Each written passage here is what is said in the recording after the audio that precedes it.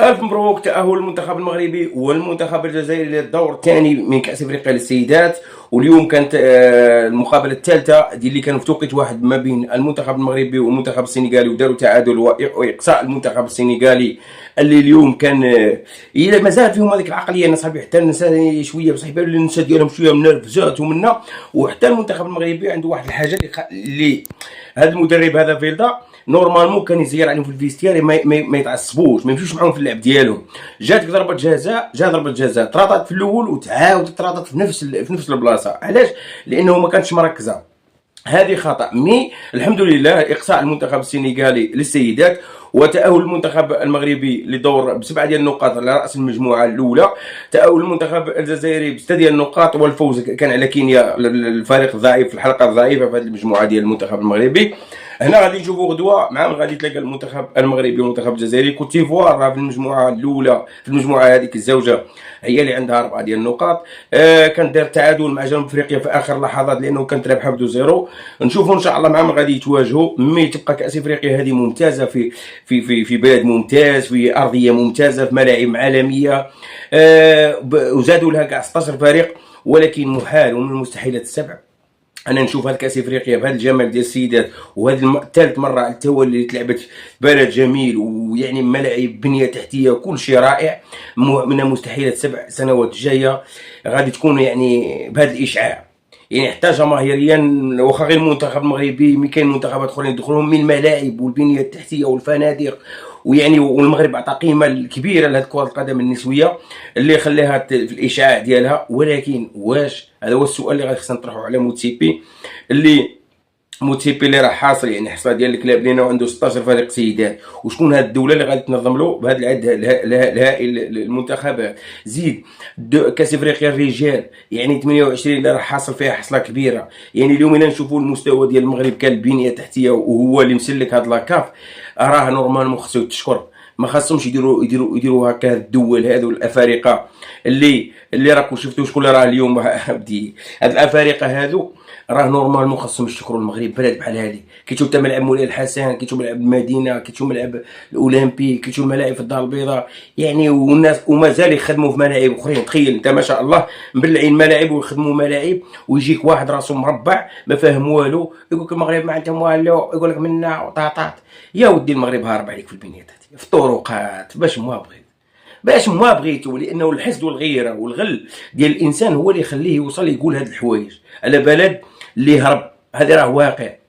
ويجي يخلط لك مسائل كيما هذيك المره ديال السبده للاراضي المغربيه ودخلوا لها غير المغاربه ولا خرجوا منها.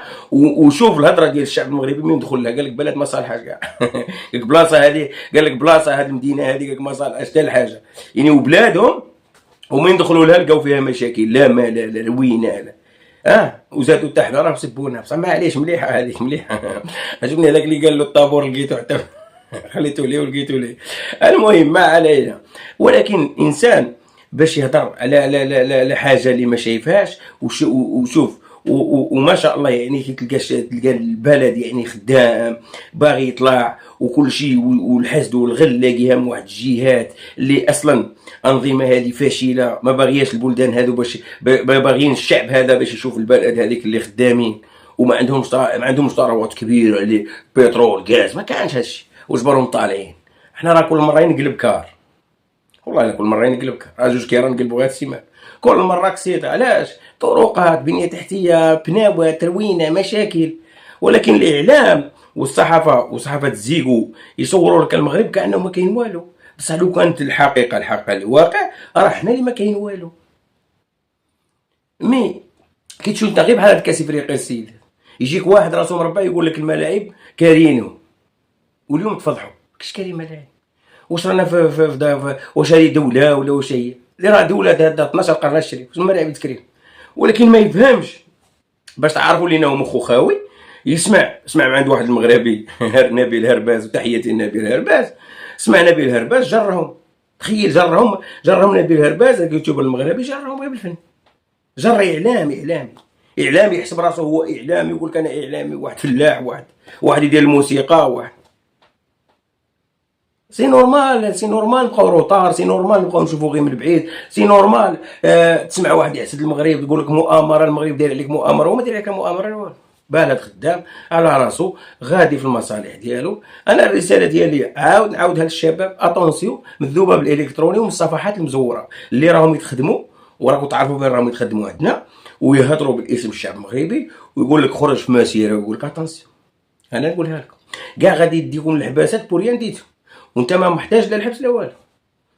اتونسيون، بلادك هي بلادك، ما يحكمش فيك واحد ذباب الكتروني ما تعرفوش مور ليكرون ويبقى يكتب ويقول لك هنا وصفحات، ما تحكمش فيك هذاك راه الا ذباب، الا واحد ذبانه راه نهار تغرق وطيح بيك وتمشي للحبس تروح تدور عليه هو يسلكك، راه ما يسلككش. انا الشباب المغربي بغيتو يدافع على بلادو، حتى هو يكون في الواجهه، يكون في السوشيال ميديا، يقول ستوب اشري بلادنا راها في القمه.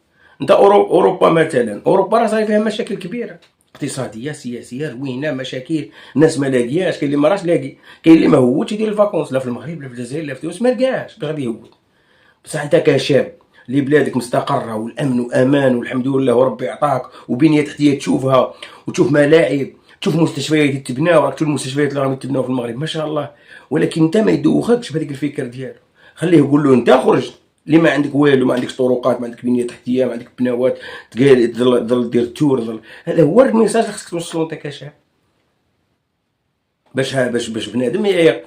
المهم انا باش انا ندير عليك نتايا، نخرج انايا في بلادي دخلوني للحبس نضرب 10 سنين ونخرج. ايوا شكون اللي يخرج عليك على حياتك؟ ذبانه خرجت عليك على حياتك، ذبانه ذا بعوضه، والله الا بعوضه تخرج لك على حياتك. علاش؟ لانه لو كنت تفكر هذيك البعوضه من جايه من عند الاعداء، نبحث فيها في الاعداء وندور عليها. كيما صرات في سبته صرات عندنا في الصاد بعوضات وتكثروا وراهم يدخلوا كراتويت وغادي تمشيو منا صافي. بالتالي شكون اللي خرجوا من عندنا؟ راه خرجت في اسبانيا قال لك راه نتاعنا وسي فري. مي انا كمغربي خصني نفكر، انا هذا هو الرسائل ديالي ان شاء الله باذن الله، وتفهموني واش راه فين راه غادي ان شاء الله باذن الله.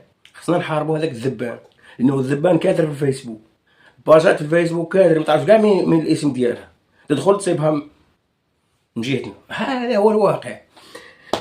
انا من نشوف مثلا كما انت كمغربي تشوف بلدك ما شاء الله بهذاك البنيه التحتيه، تشوف سي فري كاين نقائص، بصح نخدمهم بالعقل، نقائص يجيو شويه بشويه. اوروبا ما جاتش وصابتها، ومازال فيها نقائص اوروبا، بصح ما جاتش وصابتها ديريكت، شويه بشويه طلعت شويه. انت تطلع شويه بشويه، تخلص الضرائب ديالك، تخلص كذا ديالك، غادي يطلعوا لك الصالير، تكون بشويه بشويه ان شاء الله باذن الله الامور قاع تمشي. هذا هو الواقع. نتمنى ان شاء الله الرساله تكون وصلت، ونتمنى ان شاء الله المنتخب المغربي يواصل على هذا النهج، لانه مطالب هذه المره هذه باش يفوز بكاس افريقيا، لانه جوج ديال النهائيات. وان شاء الله نشوفوا عاود معهم غادي نطيحوا غدوه، لا المنتخب المغربي السيدات لا المنتخب الوطني السيدات، شوفوا معهم غادي نطيحوا. حنا لا طحنا مع كوتيفوار فريق قوي، غدوه ان شاء الله يبان الحساب، لانه 100% كوتيفوار خصها تربح باش ما تطيحش مع المغرب.